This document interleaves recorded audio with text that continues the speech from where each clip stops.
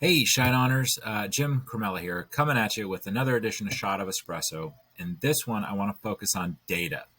How do we set up our ad reports so we can look at them, and how do we actually analyze them? What do we determine as a winner? What do we determine as a loser?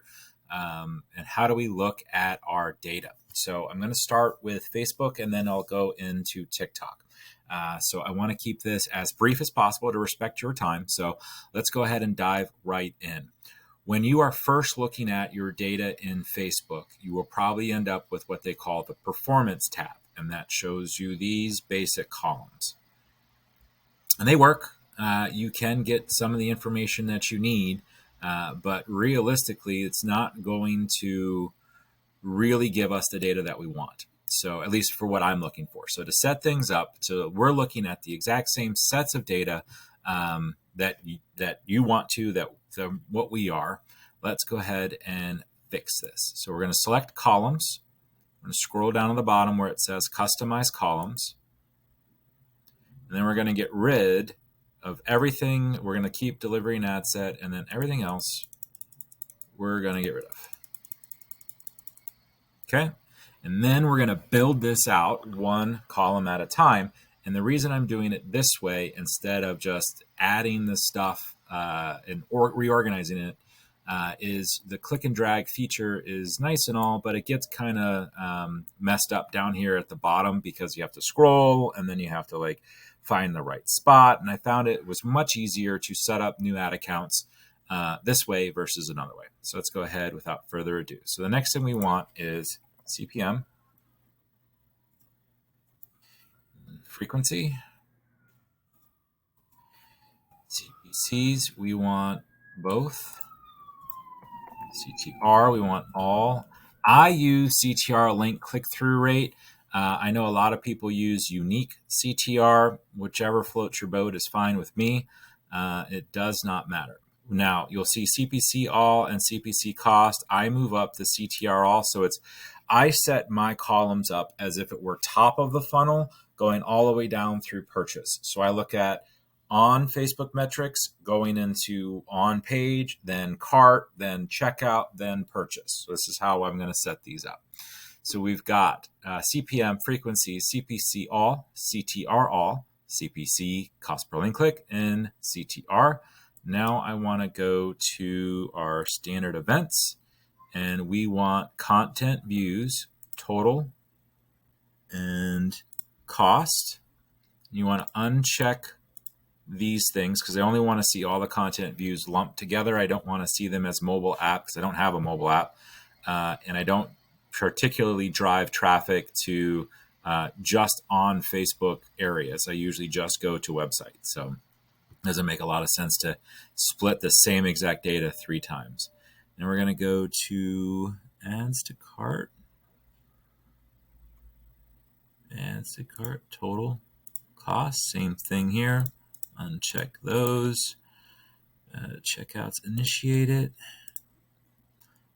And you'll notice I don't add in the value to them as of these upper level things. I just want to see that they're happening and make sure they fall within our baselines. Now, mind you, on Facebook, our baselines have increased quite a bit from what they normally would be because attribution is so poor.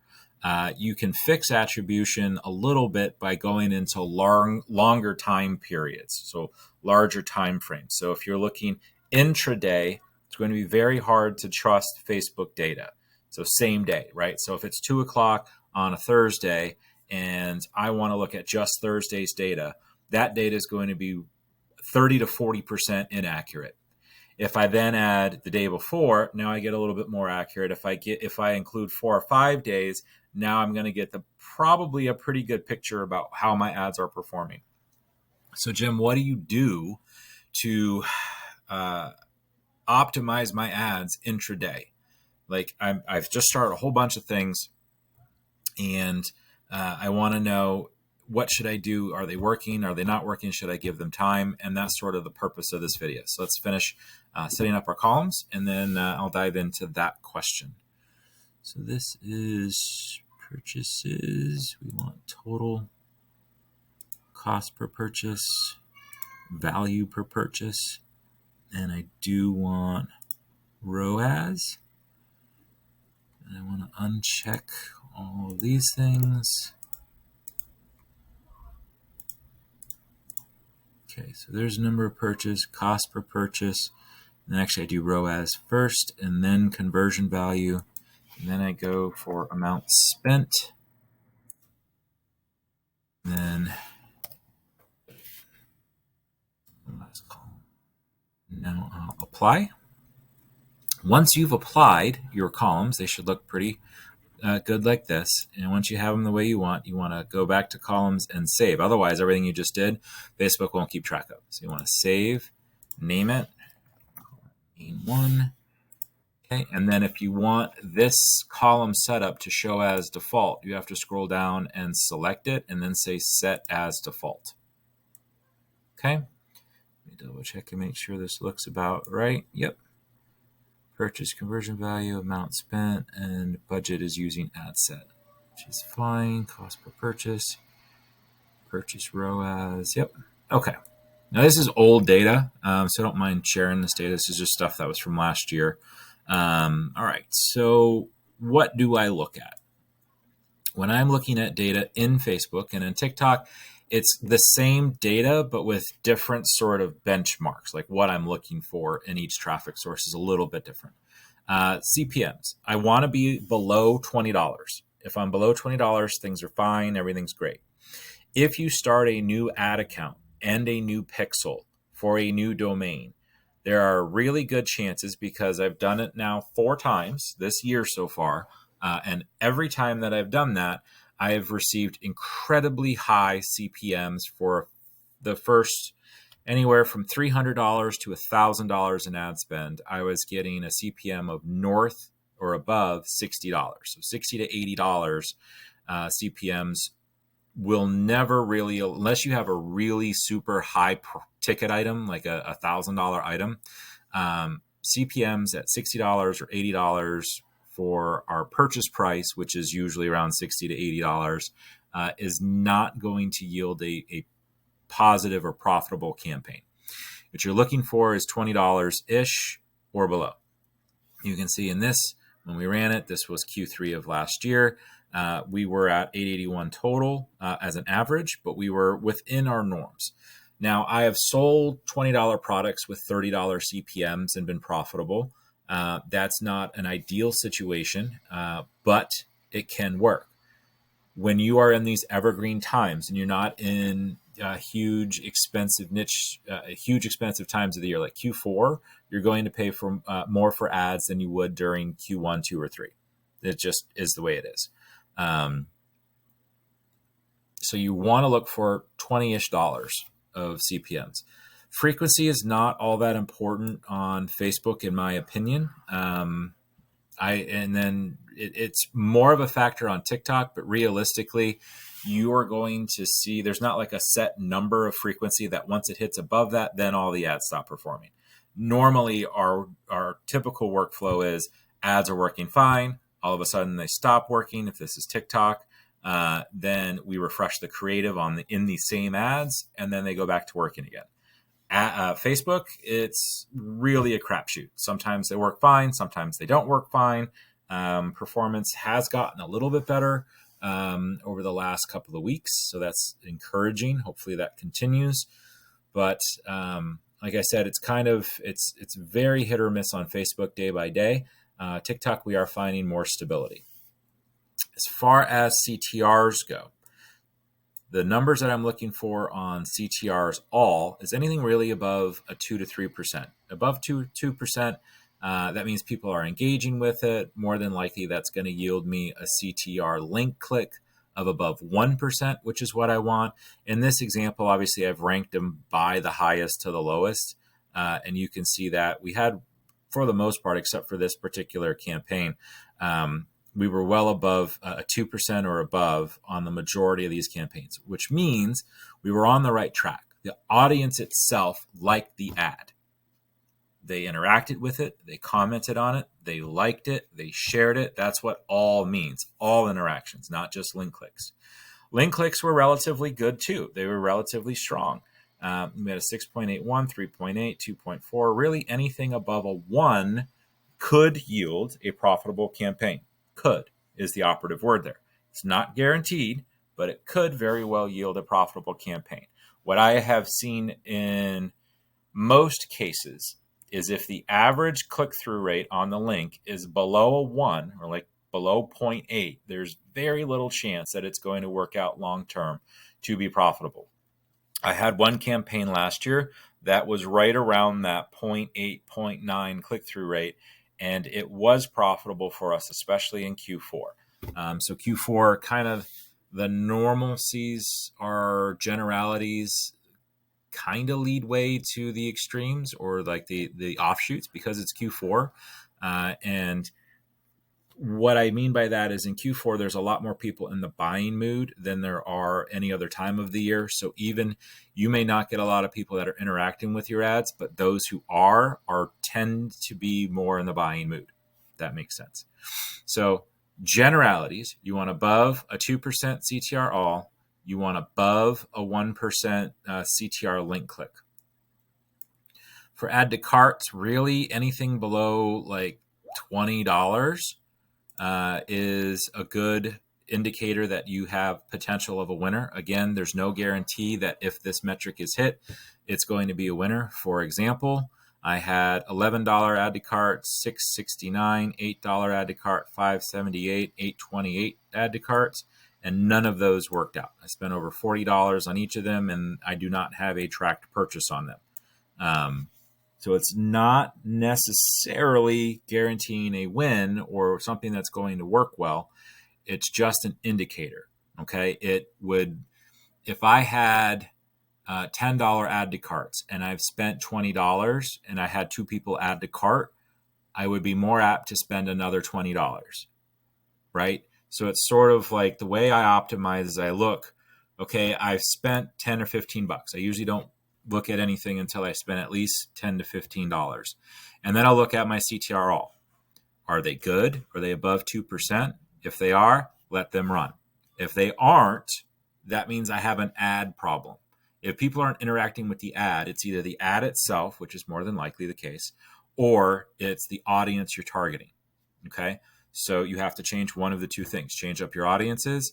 But if you are running more than one audience, like if I've got 5 to 10 ad sets running, targeting different audiences, and every one of them has below a 2 CTR all, that's the ad. The ad is not doing well. So I have to go back to the drawing board on the ad.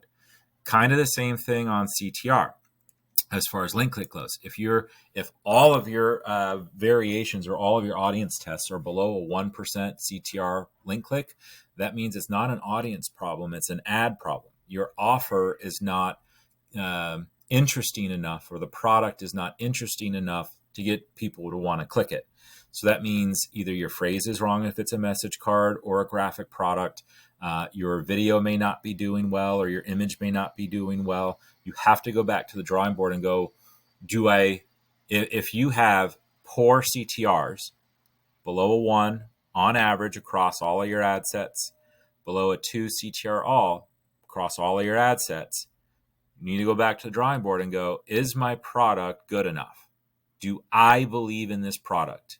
The answer is yes, then you need to work on your ad creative itself. If your answer is no, then you have to rework the phrase if it's a message card, or the design if it's a graphic piece. Does that make sense? Okay.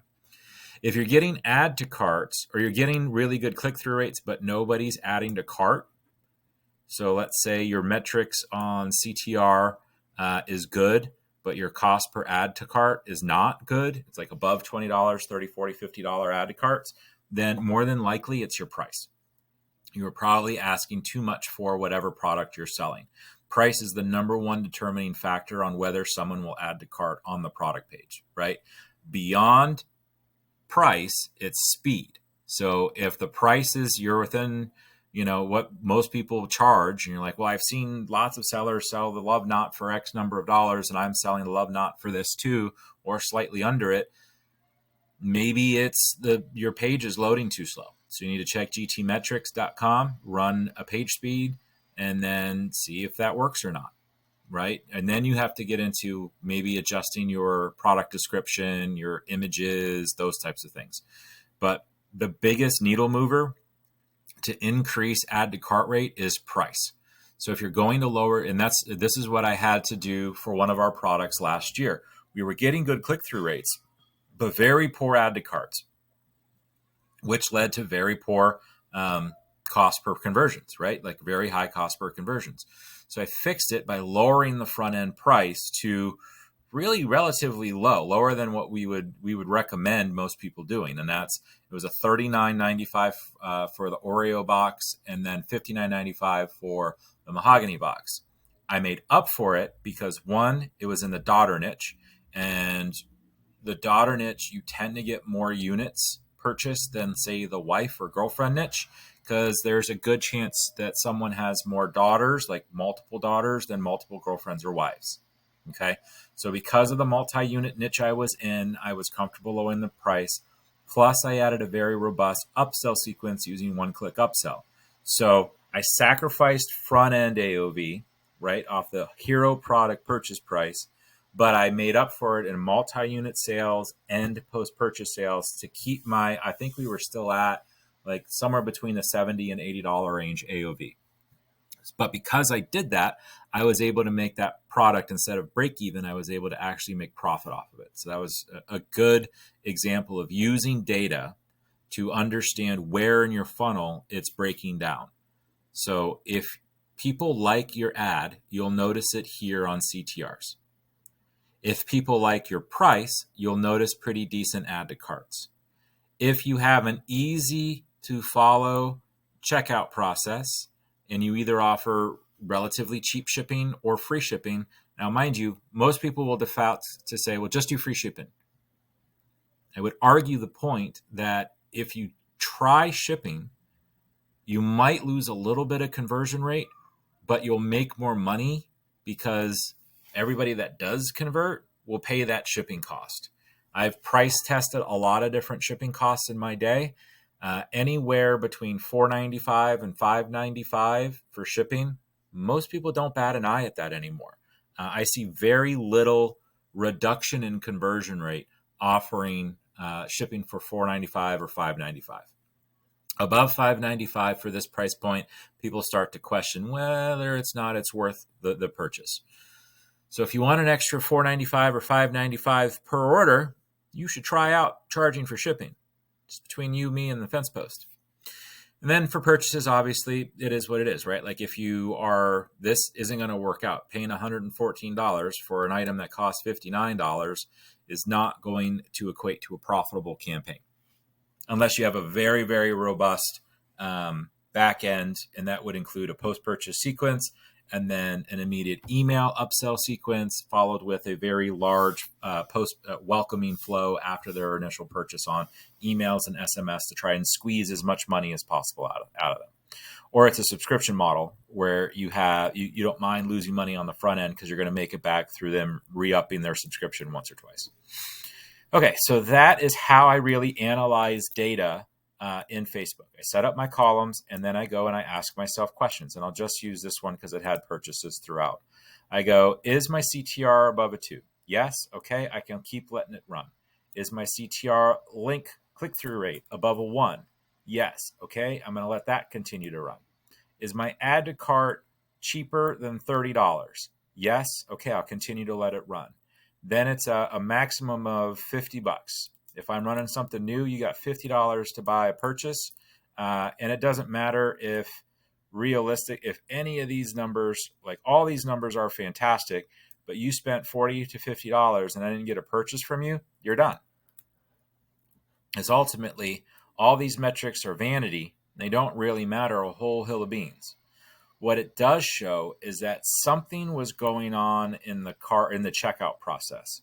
So maybe there was a glitch in the shipping, or maybe I should have offered free shipping in this product if I'm getting really good add to cart rates, or maybe just the data was incorrect because these numbers are a little bit higher than what they should be realistically.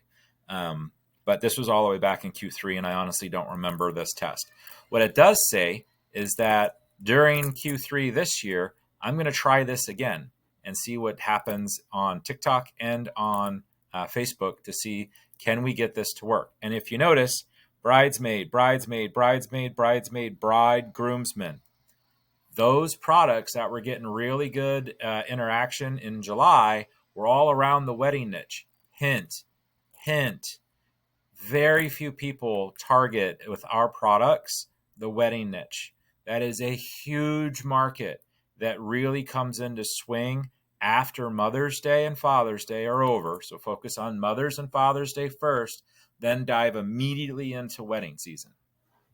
You can thank me later. All right, so that is how I analyze things on Facebook. On TikTok, it's a very similar process. So this is kind of just a brand new ad account that we started running a little bit of traffic on. Not a lot has happened on it yet. So to create the columns, you go default columns into custom. Same type of thing. These I kind of let alone, and then starting on the ad name, I just remove. Whoops. Remove, remove, remove.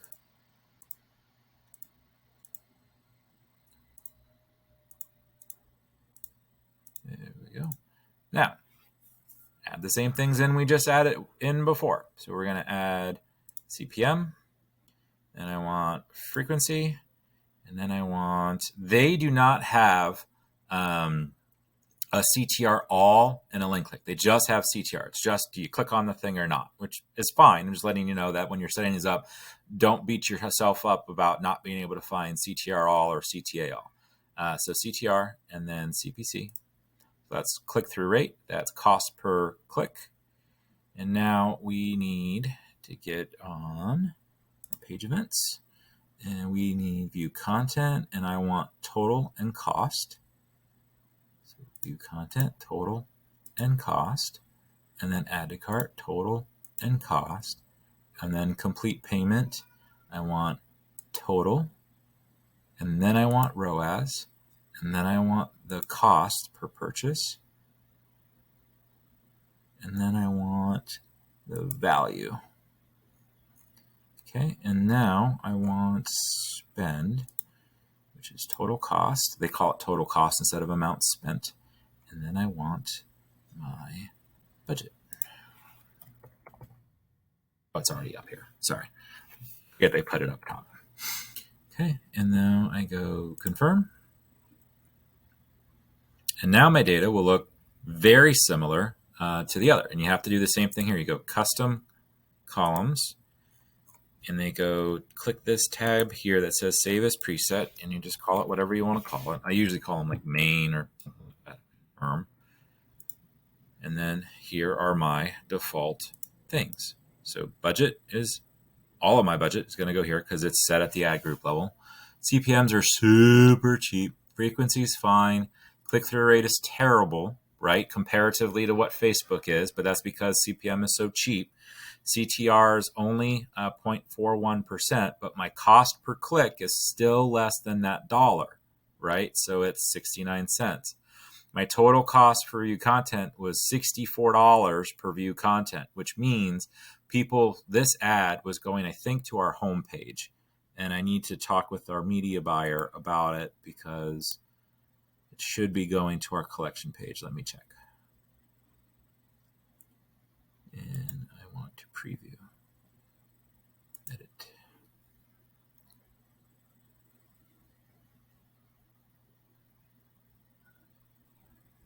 TikTok's ad platform is slow, just letting you know. So there's glitter. We sell glitter. And we go website. And okay, so it does go to our collection page. So we're having an issue on TikTok based off of the data that I'm looking at. Let me go to ad group and see if there's multiple ad groups here. I'm going to turn my little guy off. Make that smaller. We're analyzing the data. All right, so here are, everything's inactive because I turned off. Is this on? No, these are all on. The campaign's off. We weren't spending anything there. And then we're doing some manual bid testing with some budget. And it looks like we were testing very broad demos. Okay. And if we look at the campaign level, and see really poor view contents. And that's because all the traffic is going to a collection page. So they land on the collection page, but then they're not shopping. And that's a different buyer behavior than what they do on Facebook. On Facebook, they have no problem going from this page, the main collection page, and going into each individual product or adding to cart. So, and then obviously no purchases there. So testing, figuring out a new network. We'll probably start testing into some hashtags, but that is how you set up the columns there. And then kind of the same rules apply. I haven't really figured out what litmus I want to keep or benchmark I want to keep for CTR yet. So I do keep the under $1 CPC. So cost per click, if I'm under $1, I'm happy. If I'm over $1, then it's like, what's the other stuff looking like? So it's the same type of logic. CTR okay. I guess this is okay for TikTok. CPC is under $1. Yep, CPC is under $1. Okay. What's my view content? What's my add to cart rate? Obviously, it's not very good, so I turned it off. It's not running anymore. But if it were, then I have to look at, okay, so where am I losing people in this ad funnel? And in this ad funnel, it's very evident that I'm losing people getting from the collection page to add to cart or to view content, right? So this is our problem right in here. So I've got to figure out what makes sense on TikTok. Is it creating single product ads and just driving them to like an individual color, and then hopefully they'll continue to purchase, like shop the rest of the store, similar to what a normal thing would be for us as ShineOn, as far as we advertise one individual product and go from there. Guess it's worth a try, right? There's only one way to find out, and that's to create the ad and run with it from there. But that's how you like break down what's going on. You don't just say, oh, no purchases, I didn't learn anything, move on, this stuff doesn't work. It's where did it break down? It broke down. My cost per link click is fine. It's under $1. Okay, so if TikTok traffic converts relatively similar to Facebook traffic, and in reality, in some cases, it performs much better. But this cost per view content at $64, obviously there's a clear breakdown of what's going on. So there's a lot more curious clickers and then not real shoppers. So that's something that we have to figure out. But that's the beauty of media buying. The data will tell you a story. You just have to figure it out. And where it tells you if your clicks are good, meaning your traffic is cheap and in norms, but your product page isn't performing, and we'll use this as the product page, then you have to tweak, okay, the price is too expensive. That would be my de facto if it's going from here. Now, I know that there's a collection page in between here, so the real issue in Glitter is that traffic goes to the collection page, but not to the product page. So how do we solve that? If this was an individual product thing, then we would say, okay, this has to be price. Either that or the page just doesn't load. One of the two, right? So because you would be 69-cent clickers should be landing on your website and be way cheaper than $64, right? Just even if they are abandoners, like they land on the page and they don't do anything and they just abandon the page, you should still get multiple people landing on your page. So this should be like maybe $1 per view content at 69 cents cost per click. But because there's that page in between, that's where our issue is. Okay, so then we would judge once you get all those people. If this was a ShineOn funnel, we would have probably $1 view contents, and then we'd have to judge add to carts. If you have 0 add to carts and you spent $300 on it, no add to carts, that's a problem, right? And now, mind you, this was broken out amongst many ad groups. It's not like we spent $300 on one campaign and just let it run for $300. We had 10 different ad groups running at $30. So you can see how they compound. But that's the problem with this particular funnel, and that's the beauty of data, especially on TikTok. TikTok's data is relatively accurate. I'd say about 90% accurate. So you can definitely trust TikTok data way more than Facebook data nowadays. And then you just go and analyze, where did the drop off happen? Obviously, if we have no purchases, you got to go back up.